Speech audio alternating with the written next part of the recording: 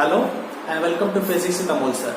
So this video is for class 11 and we are going to continue with the chapter of units and measurement.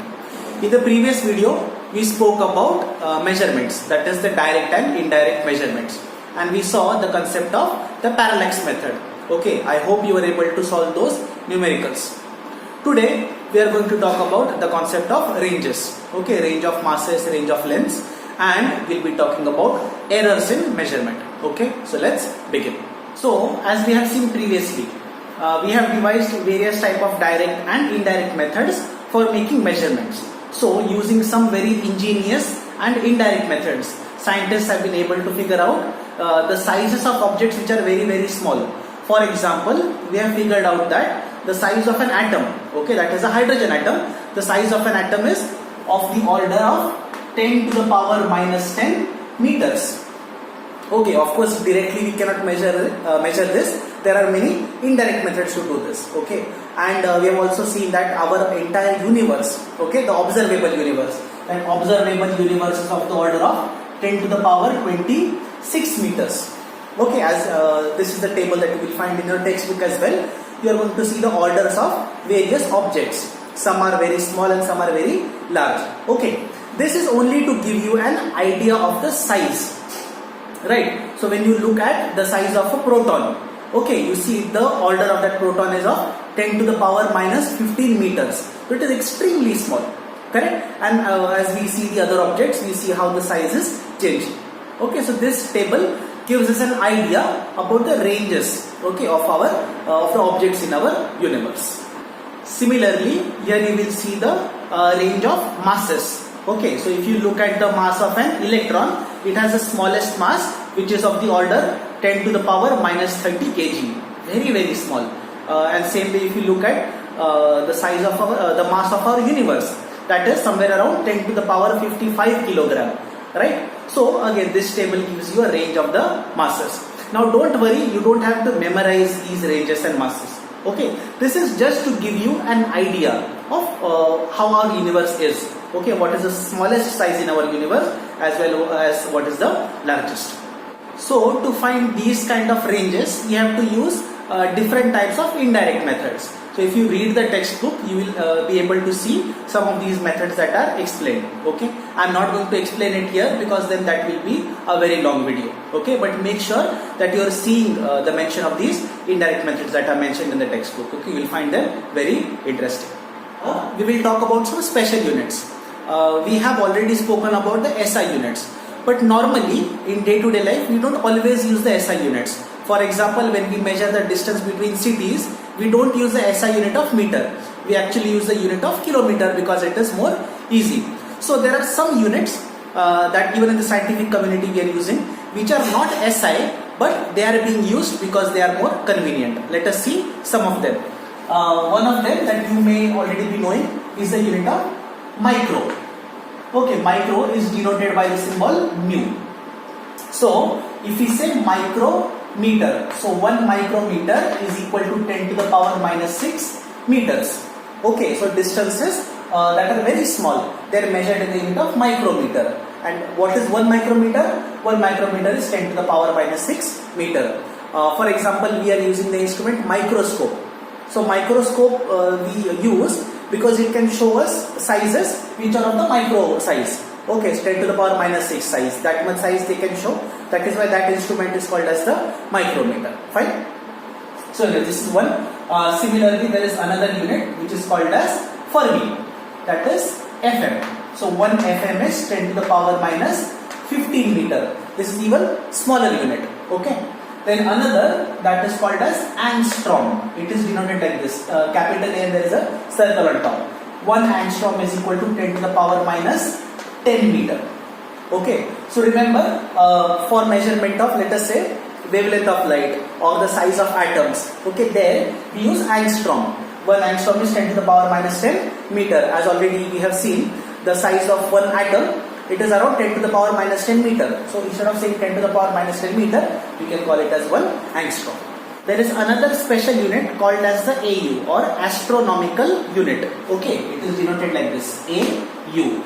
astronomical unit, this is basically used when we want to measure the distances in space. Okay, so then we use AU. What is 1 AU?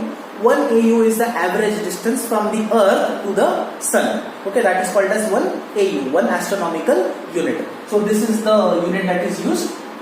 So normally when we want to say the distance between earth and Jupiter, or we want to say distance between the sun and Pluto, okay, there we will use the unit of AU, that is astronomical unit. Next, you might already be knowing that is light year. So light year is nothing but it is the distance travelled by light in 1 year. Remember, light year is not a unit of time, it is a unit of distance. So 1 light year means how much distance light can travel in 1 year when it is moving with a velocity 3 into 10 to the power 8 meter per second. Okay, so that is another unit, that is light year. So of course you must be hearing and you must be knowing distance between, when we want to say distance between our earth and a star, we always measure in light years because they are very far away. Okay, so these are some of the special units. Now don't worry if you are not able to remember all of them. As we move along, as we see the other topics, we will once again see these special units, okay, one by one, and then the understanding will be more clearer. Now we are going to talk about the next concept, that is the concept of errors. Okay, whenever we are doing measurements, we want to make sure that there are no errors in the measurement. We want our readings to be very proper, correct? So that is why it is very important to do the analysis of errors. So that is going to be our next topic. That is, we are going to learn how to analyze the errors. Okay, so whenever we are doing any kind of measurements, there are two concepts that we need to understand. One is the concept of accuracy, the other is the concept of precision. Okay, let us see them one by one. What we mean by accuracy? We will say that a reading is accurate if it is very close to the actual value. Okay, that is the meaning of accuracy. We will say a reading is precise. Precise means if there is more resolution in that particular measurement. Okay, what is the meaning? Let us see. We will take a simple example. Let us say we want to measure the length of an object. Okay, now let the actual length of that object be, let us say 15 centimeters. Okay, or I will let it as 15.0 centimeter. This is the actual length of that object, 15.0 centimeters. We will use different kind of instruments to measure that length. Let us say one instrument, it will give the readings as 14.5 centimeters, 14.7 centimeters, 15.1 centimeter. These are three readings that you are seeing.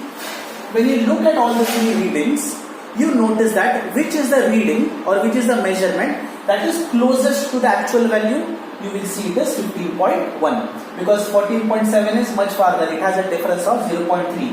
This one has a difference of 0.5. But 15.1, this measurement has a difference of only 0.1. So which is the most accurate reading? You will see the most accurate reading is 15.1 centimeter. This is the meaning of accuracy, very easy to understand, correct? So accuracy will depend upon how close you are to the actual measurement or to the actual reading. Now let us talk about precision. So now we will use another instrument. That instrument will give the readings, let us say 14.7, 14.9, 15.24. These are the three readings that we are getting with some other instrument. Now if you notice, 14.7 it is very much far away, 14.9 is close, 15.24 is actually much farther away from the actual reading. So which is the most accurate? Definitely you will say 14.9 is the more accurate. But which is the more precise? The precise reading is 15.24. Okay, precision has got nothing to do with accuracy. What precision means? Precision will tell you how much is the resolution. Here you will see the resolution is only one digit after the decimal. But here the resolution is 2 digits after the decimal. So this reading 15.24 is more precise. Getting the idea? This one is more accurate, but 15.24 is more precise. Okay, so this is the concept of accuracy and precision. So whenever we are doing any kind of measurements, we have to take care of accuracy as well as precision. We want our readings to be accurate and we want them to be precise. Sometimes they may not be the same. Okay, as you have seen in that previous example, the accurate reading may not be the most precise, or the precise reading may not be the most accurate. For that, it is important that we are using a proper kind of instrument. Okay, if we use the proper instrument, then we can ensure that we get both accuracy as well as precision. Next, now we will talk about the errors and their types. Now let us talk about the types of errors. So we can generally classify errors into two types. One we call as the systematic errors, and the other we call as the random errors. Okay, so types of errors, one we say they are systematic or the other are random errors. Now what are systematic errors? Systematic errors could be due to the instrument. We call them as the instrumental errors. For example, the machine or the instrument that you are using, it may have some fault in it. Okay, the calibration may not be correct, or the setting may be improper, or there may be some kind of problem with that instrument itself. So those errors we call as the instrumental errors. Other one could be errors in the technique.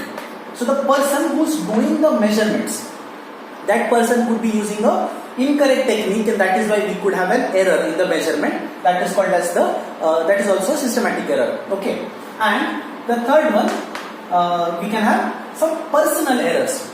Personal error would be due to a human error. For example, a person is not able to see a proper reading. Okay, maybe there is a parallax error. Okay, so due to the person, the shortcomings of a human, we can have some personal errors. So these three are called as the systematic errors.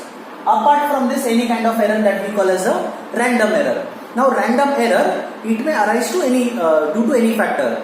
For example, there might be an increase in the temperature, or there might be a change in the pressure, or even there might be an earthquake. Okay, or there might be a very large wind blowing. That can actually cause to have some variations in the measurements. So those errors we call them as random errors. Systematic errors can be fixed. Okay, how we can fix them? We can actually have a proper instrument. We can calibrate the instrument properly. We can improve our technique. Okay, our measurement system we can improve, and we can have a proper trained person having the measurement done. Using those, we can remove the systematic errors. For random errors, we don't have any remedy. If there are any random errors occurring, all we have to hope for is we have to make the measurement once again. Okay, so this was the types of errors. So I hope this was understood. Now the task for you have to read the textbook. Okay, all these concepts that we spoke about, the range of masses, the range of lengths, measurement of small distances, okay, and errors. I want you to go through the textbook. You will find many interesting things over there, right? So make sure you read it.